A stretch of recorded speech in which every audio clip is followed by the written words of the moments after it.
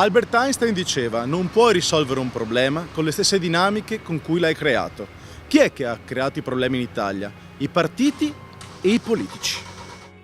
Noi, per il Veneto del futuro, vogliamo radicalmente cambiare, partendo anche da paesi come Marconna.